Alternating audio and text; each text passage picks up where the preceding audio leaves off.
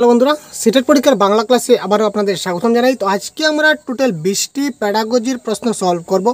তো প্যাডাগজি প্রশ্নের কারেক্ট আনসারগুলো কি হয় আপনারা আমাদের সঙ্গে সঙ্গে কমেন্ট বক্সে জানিয়ে দিন কারেক্ট আনসার কোনটি হবে, তাতে করে আপনাদের শিকনটাও কিন্তু খুব ভালো হবে। সুতরাং প্রথম প্রশ্ন দেখুন, শিকন কি? তো আপনারা কমেন্ট করবেন কারেক্ট আনসার কি, তখন আপনাদের শিকন কতটুকু হয়েছে সেটা আপনারা নিজে থেকে নিজেরা বুঝতে পারবেন। তাই প্রথম প্রশ্ন শিকন হলো অনুশীলন সাপেক্ষ, অনুশীলন নিরপেক্ষ, উভয়ই না কোনোটি নয়। তো এই ক্ষেত্রে দেখুন তো কারেক্ট আনসার কি হয় বন্ধুরা, শিকন কি? দেখুন শিকন হচ্ছে কি অনুশীলন সাপেক্ষ, অনুশীলন নিরপেক্ষ হয় না। ঠিক আছে, যখন নিরপেক্ষ হবে না তখন উভয়ই হওয়ার চান্স নাই, কোনোটি হওয়ার চান্স নাই। সুতরাং অনুশীলন সাপেক্ষ ইজ দ্য রাইট আনসার। পরবর্তী প্রশ্ন আমরা দেখি, শিশুদের উচ্চারণ, ছন্দ, যতিচিহ্ন শেখাতে হবে। শিশুদেরকে উচ্চারণ শেখাবো, ছন্দ শেখাবো, যতিচিহ্ন শেখাবো কিসের মাধ্যমে? আবৃত্তির মাধ্যমে, গল্প বলার মাধ্যমে, দেখা ও বলার মাধ্যমে, না কোনোটি নয়। শিশুদের দেখুন ছন্দ যেহেতু এখানে আমাদের উল্লেখ রয়েছে, ছন্দ, গল্প পড়তেও কিন্তু আমরা যতিচিহ্ন পাই, উচ্চারণ পাই। তারপর দেখা এবং বলার মাধ্যমে যদিও না থাকে, তো দেখুন এখানে কোনোটি হবে না, গল্প বলার মাধ্যমে থাকছে না, কারণ যেহেতু ছন্দ, ছন্দ আমরা কোথায় পাই? ছন্দ এবং অলঙ্কার। ছন্দ আমরা শুধুমাত্র কবিতার আবৃত্তির ক্ষেত্রে আমরা কি পাই? আমরা ছন্দ পাই। সুতরাং এই ক্ষেত্রে আবৃত্তির মাধ্যমে ইজ দ্য রাইট আনসার।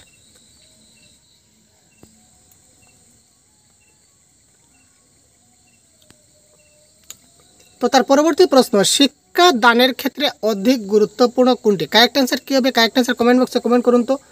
শিক্ষা দানের ক্ষেত্রে অধিক গুরুত্বপূর্ণ কোনটি? ছাত্রদের সঙ্গে কথোপকথন, শিক্ষকদের দৈহিক সৌন্দর্য, মিষ্ট ভাষা ব্যবহার, বিষয়ের গভীরতা। তো এই ক্ষেত্রে শিক্ষা দানের ক্ষেত্রে কিন্তু 4টি উপাদানই কিন্তু গুরুত্বপূর্ণ। আমি যদি বলতে যাই, ছাত্রদের সঙ্গে কথোপকথন খুব ভালো করে করতে হবে, তখনই কী হবে? শিক্ষা দানের ক্ষেত্রে সেটা গুরুত্বপূর্ণ। শিক্ষকদের দৈহিক সৌন্দর্য, এটাও কিন্তু ফ্যাক্টর পড়ে শিক্ষাদানের ক্ষেত্রে। মিষ্ট ভাষা ব্যবহার, সেটাও শিক্ষার্থীদের সঙ্গে কিন্তু মিষ্টি ভাষায় কথা বলতে হয়। বিষয়ের গভীরতা, এটাও কিন্তু গুরুত্বপূর্ণ, কারণ শিক্ষাদানের ক্ষেত্রে আমরা বিষয় সম্বন্ধে যে টপিক সম্বন্ধে আলোচনা করছি, টপিক যদি আমরা ভালো করে শিক্ষকদের বোঝাতে না পারি, টপিকের ভিতরে না গিয়ে যদি সম্পূর্ণ কনসেপ্ট যদি তাকে বোঝাতে, কনসেপ্ট বিল্ড আপ যদি না করতে পারি, তাহলে শিক্ষাদান কিসের? তো এখানে কারেক্ট আনসার যদি উপরে সবকটি থাকতো তাহলে এটা কারেক্ট আনসার হতো, কিন্তু এই 4টা থেকে সবচেয়ে বেশি হাইলাইটেড হচ্ছে কি? বিষয়ের গভীরতা। ঠিক আছে, আর এখান থেকে যে কোনো আপনাদের 3টা বা 4টা দিয়ে যদি যে কোনো 3টা দিয়ে যদি উপরে সবকটি দেয়, তাহলে আপনারা উপরে সবকটি টিকমার্ক দিবেন।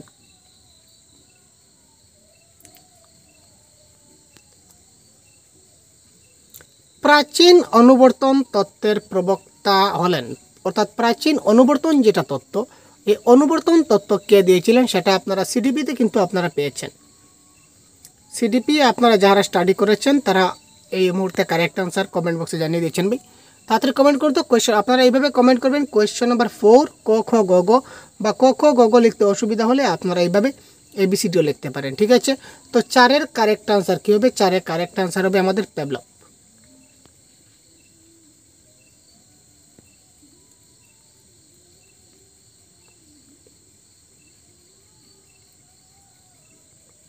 তার পরবর্তী প্রশ্ন আমরা দেখছি,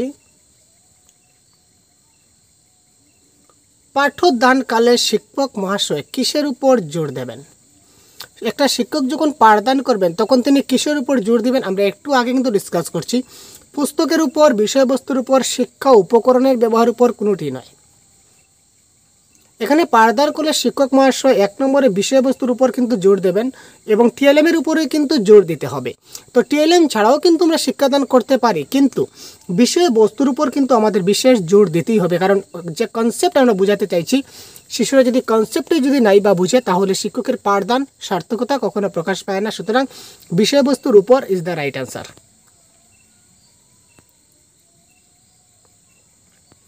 নেক্সট, আরোহী পদ্ধতি। আরোহী পদ্ধতিতে প্রথমে সূত্র বলা হয়, প্রথমে সূত্র আলোচিত হয়, প্রথমে উদাহরণ দেওয়া হয়, কোনোটি নয়। দেখুন প্রথমে সূত্র বলা হয় আর প্রথমে সূত্র আলোচিত হয়, দুটা কিন্তু সেম জিনিস। তো যেহেতু সেম জিনিস বলেছে, সুতরাং উপরের ক খ দুইটা নেই। সুতরাং আরোহী পদ্ধতিতে প্রথমে উদাহরণ দেওয়া হয় আমরা জানি, আর অবরোহী পদ্ধতিতে প্রথমে সূত্র বলা হয় বা সূত্র আলোচিত হয়। আর শুধু সূত্র আলোচিত হয় সেটা হবে না, শুধু অনলি হবে না। আরোহী পদ্ধতিতে হবে কি? আরোহী পদ্ধতিতে উদাহরণ থেকে সূত্রের দিকে নেওয়া হয়, আর অবরোহী পদ্ধতিতে প্রথমে সূত্র থেকে উদাহরণের দিকে নেওয়া হয়, শুধু এখানে হয় না।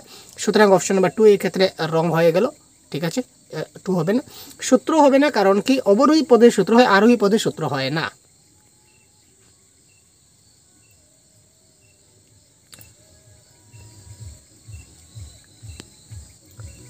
কথনের পরিস্থিতি কীরকম? নেক্সট প্রশ্ন, কথনের পরিস্থিতি কীরকম? বিনিময় ভিত্তিক, আংশিক বিনিময় ভিত্তিক, একতরফা, না উপরের সবগুলি? তো কথনের পরিস্থিতি বিনিময়ের মাধ্যমে আমরা কি করতে পারি? কথাবার্তা হয়, যখন আমি আপনার সঙ্গে কথা বলছি আপনি আমার কথা রিপ্লাই করবেন, ঠিক আছে, আমি আপনার কথা রিপ্লাই করবেন, আমি আপনার কথা রিপ্লাই করব, এটা হচ্ছে বিনিময় ভিত্তিক। আংশিক বিনিময় ভিত্তিক, কারণ আমি আপনাদের বলেছি যে আপনারা এখানে কমেন্ট বক্সে জানিয়ে দিন কারেক্ট আনসার কতগুলি। একজন দুইজন হয়তো আপনারা হয়তো কেউ কমেন্ট দিচ্ছেন না, কিন্তু আপনারা দেখছেন, সেটা হচ্ছে কি একতরফা। আমি আপনাদেরকে কথা বলে যাচ্ছি, আপনারা শুনছেন কিন্তু কোনো রিপ্লাই দিচ্ছেন না, সুতরাং সেটা হচ্ছে একতরফা। আবার কেউ কেউ কী করছেন, 2-4টা প্রশ্নের আনসার কমেন্ট করছেন, বাকিগুলো আপনারা কমেন্ট করেননি আমার প্রশ্নের উত্তরে, এটা হচ্ছে আংশিক বিনিময় ভিত্তিক। আর সবগুলি প্রশ্নের উত্তর আপনি কমেন্ট বক্সে জানাচ্ছেন এক এক করে, এটা হচ্ছে সম্পূর্ণ বিনিময় ভিত্তিক। সুতরাং কথনের পরিস্থিতি কীরকম হয়ে গেল? উপরের সবগুলি ইজ দ্য রাইট আনসার। আশা করি বোঝাতে পেরেছি।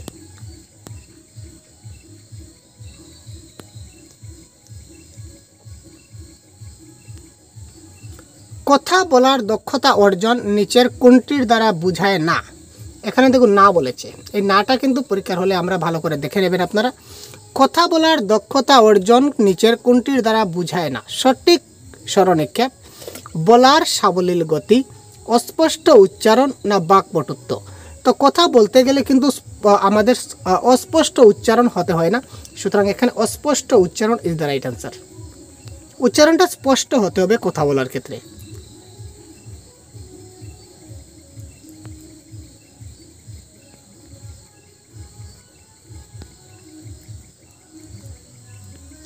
শিক্ষার্থীদের রস চেতনা অর্থাৎ রস চেতনা জাগরিত হয়। আমরা শিক্ষার্থীর মধ্যে রস চেতনা জাগরিত করতে পারি কবিতা পাঠে, গদ্য পাঠে, গল্প পাঠে, না কোনোটি নয়?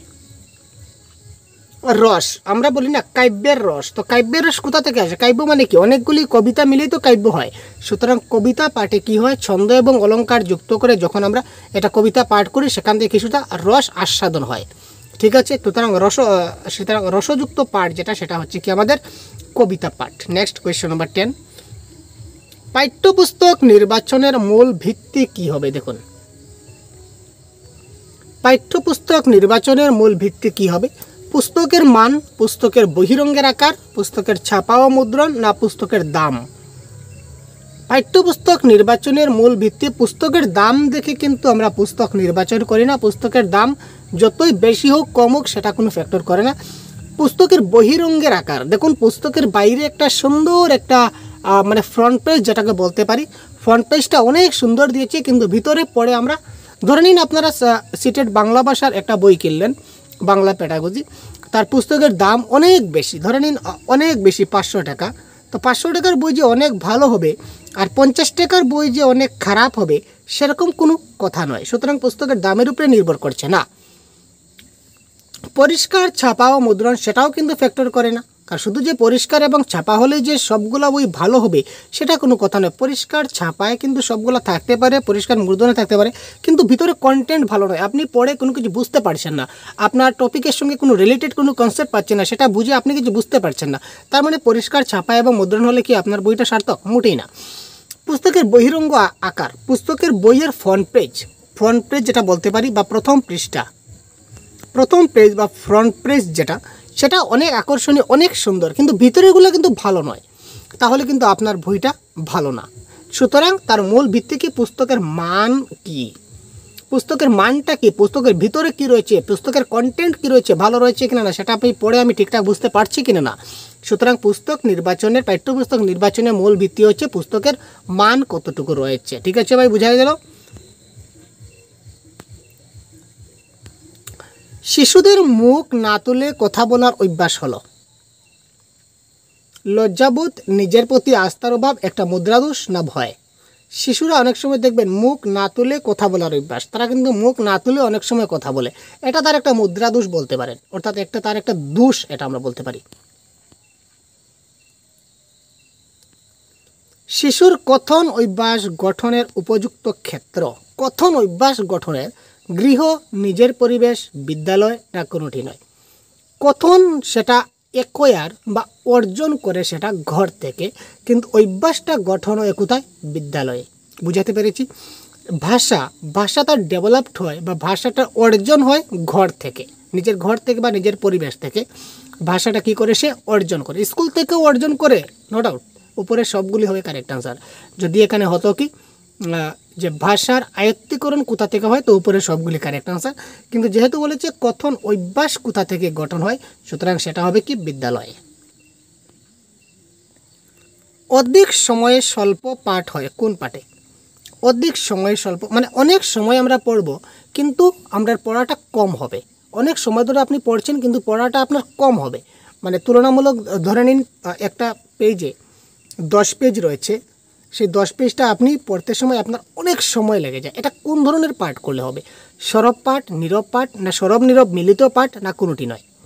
আপনি টেস্ট করে দেখবেন, যখন আপনি সরব পাঠ করবেন মানে লাউড রিডিং যখন করবেন, মানে পড়া মানে কি? হোয়াট ইজ পড়া? What is reading? আমরা যদি হোয়াট ইজ রিডিং যদি আমরা বলি, what is reading? What is reading বলুন তো, রিডিং কি? আপনি দেখে দেখে পড়ে নিলেন সেটা রিডিং, কিন্তু না ভাই, সেটা এই জিনিসটা পড়ার পর এখানে কি রয়েছে বা এটা আপনি এই লাইনটা পড়ে আপনি কি বুঝলেন, পড়ে আপনাকে কিছু একটা বুঝতে হবে, দ্যাট ইজ কল রিডিং। শুধু দেখে দেখে পড়ে নিলেন সেটা কিন্তু রিডিং হলো না, অ্যাকুরেট রিডিং হলো না।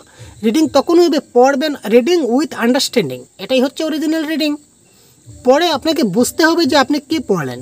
তো পড়ে যদি বুঝতে হয় তাহলে আমরা অধিক সময় পড়ি কিন্তু আমাদের কম পড়া হয়, মানে সেটা সরব পাঠ।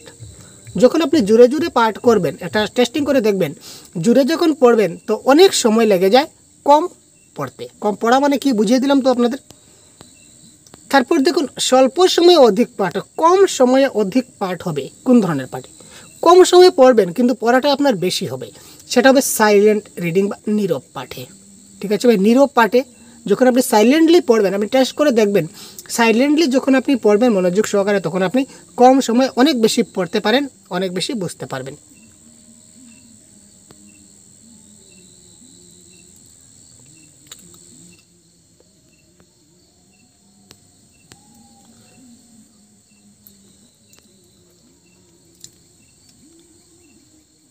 শিশুর দোষমুক্ত উচ্চারণের জন্য গুরুত্ব সবচেয়ে বেশি কার বেশি? একটা শিশুর উচ্চারণের ক্ষেত্রে যদি তার দোষটা মুক্ত, অর্থাৎ একটা শিশু উচ্চারণ করতে তার ভুল হচ্ছে, এই ভুলগুলো সংশোধনের দায়িত্বটা কার বেশি? গৃহের, পরিবেশের, বিদ্যালয়ের, না উভয়ের? এখানে আলটিমেটলি কারেক্ট আনসার কী হবে কমেন্ট বক্সে তাড়াতাড়ি জানান তো। কোয়েশ্চন নাম্বার 15 কী হবে ভাই? তাড়াতাড়ি প্রত্যেকটা প্রশ্নের আনসার আপনারা কমেন্ট বক্সে জানান কারেক্ট আনসার কী হয়। তো এই ক্ষেত্রে কারেক্ট আনসার আমি বলে দিই, কারেক্ট আনসার হচ্ছে বিদ্যালয়ের।